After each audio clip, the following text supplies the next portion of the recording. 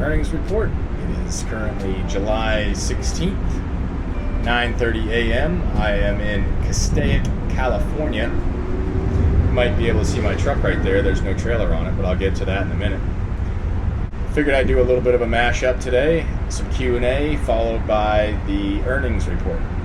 First question today is from Cell970. He asks, why do you need a trip permit if you have IFTA and IRP? It's a good question. I've often wondered that myself, so I dug into it on the internet. According to KellerPermits.com, Connecticut, Kentucky, Oregon, New Mexico, and New York charge a weight distance tax in addition to the IFTA IRP. Didn't give the reasoning, and to be honest, I don't like to think about it, so that's all the digging I did. Just pay the tax, man. Next question is from MC. He asks if I was a welder on the pipeline. No, I started in survey, and after 20 years I got into inspection. Got my inspection certs in 2018. I worked that year, 2019 and 2020, with a couple short jobs in 22 and 23, but I'm done with that. I really enjoy the solitude, the solidarity, the individuality, I don't know what the words are, of the Hotshot business. It's just me and my truck. I pick my loads on the load boards, or I do have a shipper. But anyway, let's get into the report. If you've been watching the Daily Drive series, you already know the details on this load, but for those of you who haven't seen it, here you go. I booked this load on Wednesday the 10th for Thursday pickup in Mobile, Alabama, delivering Monday the 15th in San Pedro, California, which is near Long Beach, Los Angeles area. 2,000 miles, 40 feet, 13,000 pounds. Paid $4,200 with a rate per mile of $2.10. Not great, but I was feeling kind of lazy after being home for the week on the 4th of July holiday there, so I just grabbed this load to get in position to start my coast-to-coast runs. By the grace of God, I made it safely without incident to San Pedro on Monday, yesterday. Delivered the load, and as I said, my trailer is now at my shippers in Sun Valley getting loaded, but you'll have to wait for those details till next week's earnings report. Until then, be safe out there, y'all.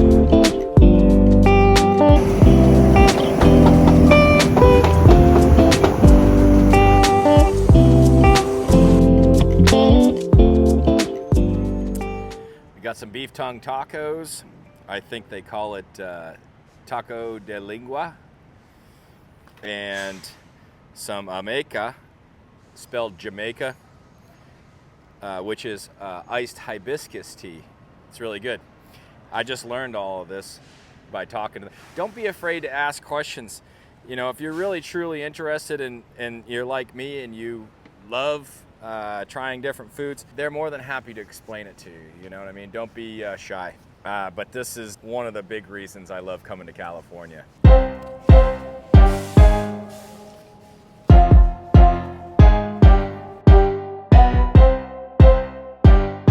Make. Oh, the CM. Yeah, but that thing looks so damn heavy. Yeah, and it's expensive.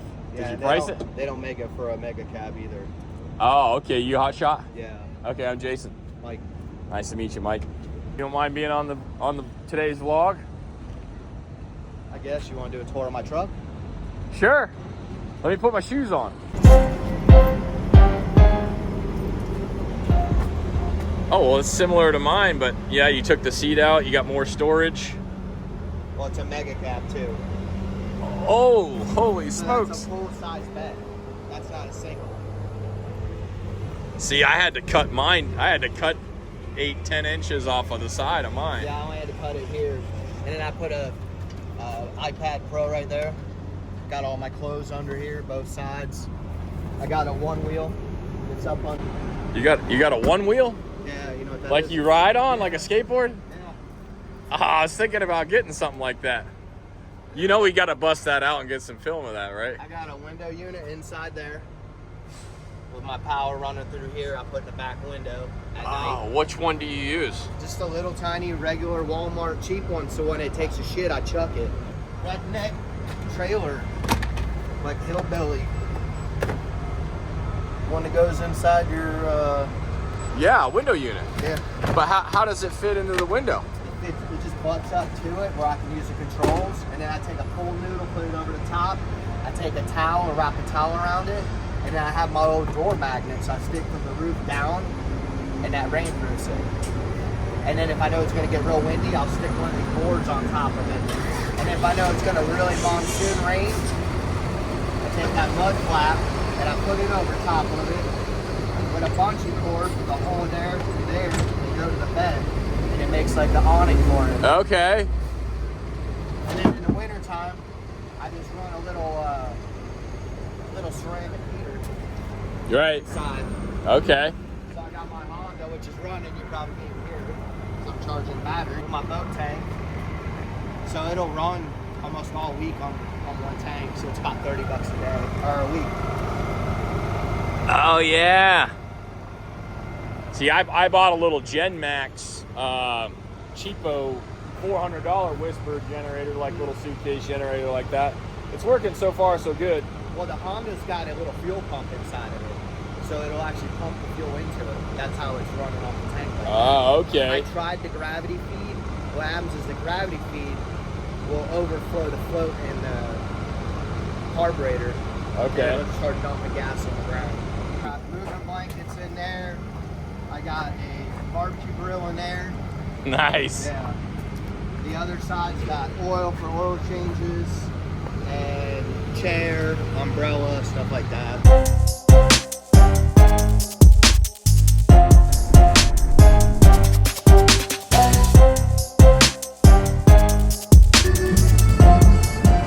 It's great meeting you, Mike. Be safe on your way to Denver. Next time we meet up, you're gonna have to bust out that one wheel. All right, folks, the guys are almost done with my truck wash. I'm gonna head on down to Sun Valley. From Castaic, it's about 30 miles, so we should be there about 1:30-ish. We gotta get the roll out. You gonna film it? Yeah, no. Yeah? How you can't even tell shit?